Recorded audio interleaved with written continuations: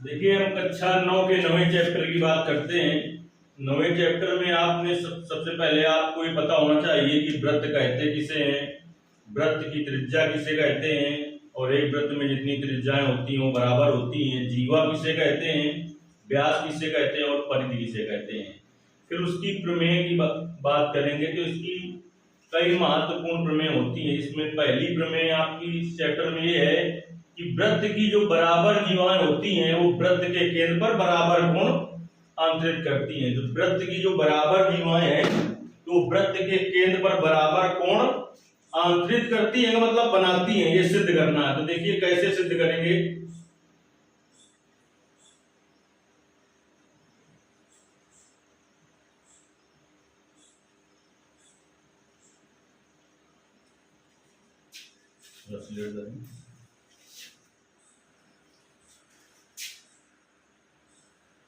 ये O केंद्र वाला एक वृत्त है।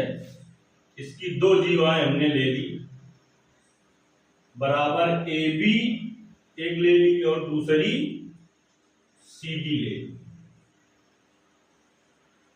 ये दोनों बराबर हैं, दे रखा है उसने। तो हम क्या करते हैं, रचना करते हैं। वृत्त के केंद्र O से A, B, C और D को मिला देते हैं।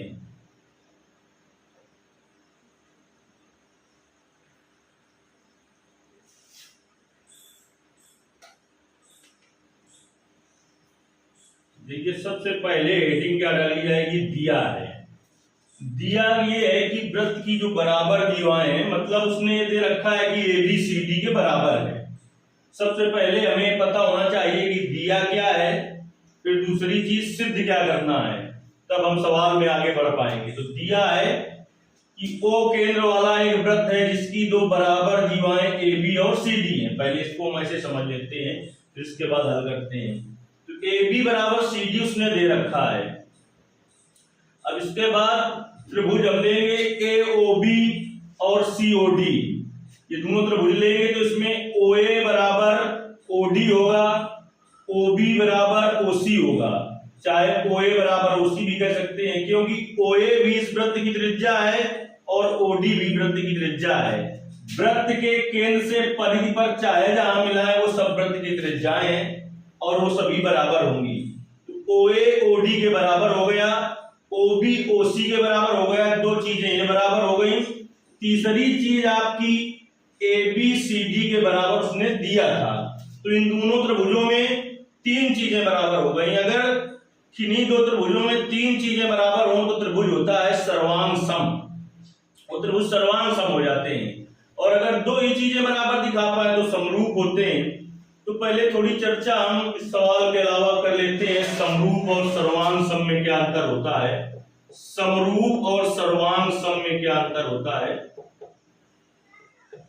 देखिए, समरूप का मतलब होता है रूप समान होगा, आकार छोटा बड़ा हो सकता है। जैसे हम दो त्रिभुज बना लें, ये दोनों त्रिभुज समरूप हैं, रूप बराबर है। शीर्ष इसमें 3 है और इसमें भी 3 है, भुजाएं इसमें 3 है, इसमें भी 3 है, कोण इसमें 3 है और इसमें भी 3 है। तो मतलब समरूप का मतलब होता है रूप समान होगा, आकार छोटा बड़ा हो सकता है। और सर्वांग सम का मतलब होता है, सर्वांग सम मतलब होता है सब अंग समान हो। सर्वांग सम मतलब ये होता है कि अगर एक आकृति को दूसरे के ऊपर रख दें तो पीछे वाली आकृति आपको दिखाई नहीं पड़ेगी, क्योंकि सब अंग एक दूसरे के बराबर होंगे तो एक आकृति दूसरे से ढक जाएगी। लेकिन समरूप का मतलब ये नहीं होता है। तो आपने देखा कि सर्वांग सम में क्या है, सब अंग बराबर है। जब सब अंग बराबर है तो रूप भी बराबर होगा। तो प्रत्येक सर्वांग सम आकृति समरूप होती है, लेकिन प्रत्येक समरूप आकृति सर्वांग सम हो यह निश्चित नहीं होता है। सर्वांग सम आकृति समरूप क्यों होती है, सर्वांग सम मतलब सब अंग बराबर होंगे। जब सब अंग बराबर होंगे तो रूप तो अपने आप बराबर होगा। तो मतलब प्रत्येक सर्वांग सम आकृति समरूप होती है, लेकिन प्रत्येक समरूप आकृति सर्वांग सम हो यह आवश्यक नहीं होता है। तो चलिए हम आते हैं कैसे प्रमेय को करना होता है। सबसे पहले लिखेंगे दिया है। क्या दिया है, O केंद्र वाला एक वृत्त है। ओ केंद्र वाला एक वृत्त है जिसकी बराबर जीवाएं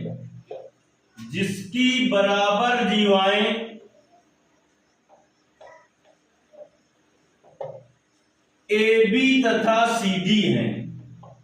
ये तो सवाल में दे रखा है उसने, यानी उसने AB बराबर CD दे दिया है। समीकरण नंबर 1 हो गया। अब आते हैं सिद्ध करना है। क्या सिद्ध करना है? कहता है वृत्त की बराबर जीवाएं वृत्त के केंद्र पर बराबर कोणांकित करती है। तो जो AB जीवा है वो केंद्र पर AOB कोण बना रही है, जो CD जीवा है वो वृत्त के केंद्र पर COD कोण बना रही है। यानी सिद्ध ये करना है कि कोण AOB बराबर कोण COD, कोण AOB बराबर कोण COD। अगर डॉट लाइन में इसको मिलाया है तो रचना हो जाएगी, डॉट लाइन में नहीं मिलाया तो फिर रचना नहीं लिखेंगे। अगर सीधे मिला दिया ऐसे तो रचना में क्या है? वृत्त के केंद्र O से A, B, C तथा D को मिलाया। ये लिख देंगे रचना में। वृत्त के केंद्र O से A, B, C और D को मिलाया। अब आएंगे उपपत्ति में क्या होगा? देखिए हम दो त्रिभुज ले रहे हैं, त्रिभुज AOB तथा त्रिभुज COD में। तो सबसे पहले तो जो दिया है वही लिख दें कि AB बराबर CD। ये हमने कहां से लिखा है वो लिखते जाते हैं, दिया है। अब OA बराबर OD और OB बराबर OC। ये कहां से लिखा है? ये दोनों में एक ही चीज लगी है। एक ही वृत्त की त्रिज्याएं जो कि आपस में बराबर होंगी। यहां पर लिखेंगे एक ही वृत्त की त्रिज्याएं हैं, और एक वृत्त की जितनी त्रिज्याएं हों, एक वृत्त में अपरिमित रूप से अनेक त्रिज्याएं या कहते हैं अनंत त्रिज्याएं होती हैं, तो जितनी भी त्रिज्याएं होंगी एक वृत्त की वो सब बराबर होंगी। तो यहां पर लिखेंगे एक ही वृत्त की त्रिज्याएं हैं जो कि आपस में बराबर होंगी। तो इस तरीके से हमने देखा कि इन दोनों त्रिभुजों में तीन चीजें बराबर हों। तो त्रिभुज आपका AOB सर्वांग सम हो गया त्रिभुज COD के। किस सर्वांग समता से? भुजा भुजा भुजा, yes yes yes, side side side, सर्वांग समता से दोनों त्रिभुज सर्वांग सम हो गए। सर्वांग सम का मतलब अभी हमने बताया, सब अंग बराबर। सब अंग बराबर का मतलब ये हुआ कि सब भुजाएं बराबर होंगी आपस में और सभी कोण बराबर होंगे। तो जब सभी कोण बराबर होंगे तो इसका मतलब कोण AOD, कोण AOB बराबर क्या होगा? कोण COD। तो अतः कोण AOB बराबर कोण COD।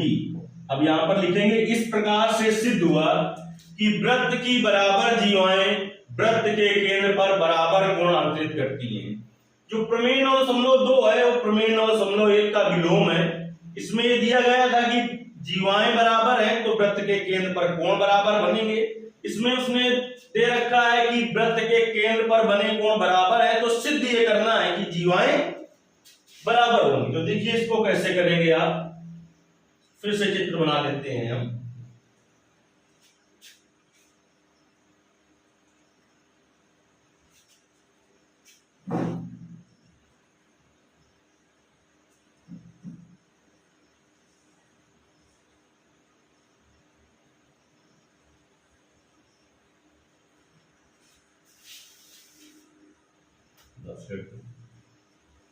देखिए O केंद्र वाला एक वृत्त है,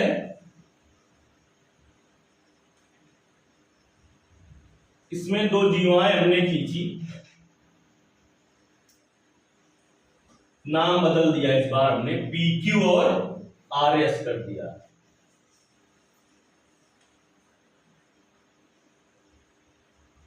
डॉट लाइन में नहीं मिला रहे इस बार, इसको ऐसे मिला देते हैं। तो रचना एक हेडिंग कम डालेंगे इस बार हम, और डॉट लाइन में मिला देंगे अगर तो रचना हेडिंग डाल देंगे।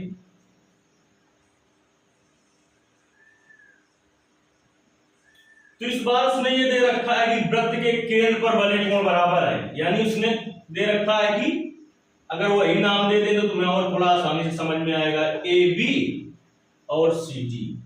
इस बार उसने क्या दे रखा है कि कोण एओबी बराबर कोण सीओडी, ये उसने दिया है और सिद्ध ये कराना चाहता है कि ए बी बराबर सी डी। तो फिर से वो समझ लेते हैं। इस बार उसने क्या दिया, इस बार ये कोण बराबर दिया, तो फिर से ओ ए बराबर क्या हो जाएगा ओडी, एक ही वृत्त की त्रिज्याएं हैं, ओबी बराबर ओसी, और एक कोण बराबर है और दो भुजाएं। तो भुजा कोण भुजा सर्वांग समता से दोनों त्रिभुज कैसे हो जाएंगे, सर्वांग सम। और जैसे ही सर्वांग सम मतलब बताया सब अंग बराबर होंगे, यानी सब भुजाएं आपस में बराबर होंगी, सभी कोण बराबर होंगे, तो वैसे ही ए बी बराबर क्या आ जाएगा, सी डी आ जाएगा। तो दिया है ओ केंद्र वाला एक वृत्त है, ओ केंद्र वाला एक वृत्त है जिसके केंद्र पर बने कोण, केंद्र पर बने कोण किसके द्वारा केंद्र पर कोण बने जीवाओं द्वारा ही है, क्योंकि जीवा द्वारा केंद्र पर आंतरिक कोण बराबर हो तो जीवाएं बराबर होती हैं, सिद्ध करना है। ओ केंद्र वाले एक वृत्त हैं जिसके केंद्र पर बने कोण बराबर हैं, किसके द्वारा, जीवाओं द्वारा बने कोण बराबर है। यानी इस बार उसने दे रखा है एओबी बराबर कोण सीओडी, ये दे रखा है। सिद्ध क्या करना है, इस बार सिद्ध करना है ए बी बराबर सी डी। डॉट लाइन में मिलाते तो हेडिंग रचना डाल देते, नहीं मिलाया तो उपपत्ति में आ जाएंगे। तो त्रिभुज लेंगे ए ओ बी तथा त्रिभुज सी ओ डी में ओ ए बराबर ओ डी। क्यों लिखेंगे, एक ही वृत्त की त्रिज्याएं जो कि आपस में बराबर होती हैं। कोण बीच में दिखाएंगे आप, कोण ए ओ बी बराबर कोण सीओडी, ये कहां से लिख दिया, ऐसा दिया गया है। और क्या है, ओबी बराबर क्या है ओसी, इसमें भी वही प्रमेय लगी है, कौन सी, एक ही वृत्त की त्रिज्याएं हैं जो कि आपस में, तो इन दोनों त्रिभुजों में भी कितनी चीजें बराबर हो गई, तीन। तो त्रिभुज आपका ए ओ बी सर्वांग सम हो गया त्रिभुज सीओडी के, किस सर्वांग समता से, यस ए यस, साइड एंगल साइड सर्वांग समता से सर्वांग सम हो गया। और अभी हमने सर्वांग सम की परिभाषा बताई, सर्वांग सम मतलब सभी अंग क्या होंगे, समान होंगे।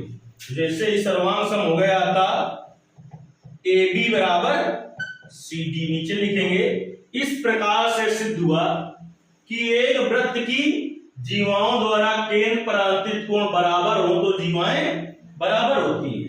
ये आपकी प्रमेय 9.1 और 9.2 है, इसके द्वारा शुरुआती सवाल हल होंगे। जितनी भी प्रमेय है इसकी 8, 7, 8 वो आपको पूरी बताई जाएंगी। तो सबसे मेन चीज इसमें ये है कि स्टेप बाय स्टेप जैसा जो कुछ करते हैं वो लिखते जाते हैं, इसमें रटने की कोई बात नहीं होती। लेकिन सबसे पहले हेडिंग डाली जाती है दिया है या ज्ञात है, फिर सिद्ध करना है, इसके बाद रचना की है तो रचना हेडिंग डालेंगे, तब उपपत्ति डालेंगे। यही अगर सवाल होता, प्रमेय ना होती, तो दिया है ज्ञात या करना है सिद्ध करना, रचना, उपपत्ति की जगह हल डालते हैं हम, क्योंकि जब सवाल आएंगे तो बस उपपत्ति की जगह हल डाल देंगे हेडिंग। इस तरीके से इस चैप्टर के सवाल हल करेंगे।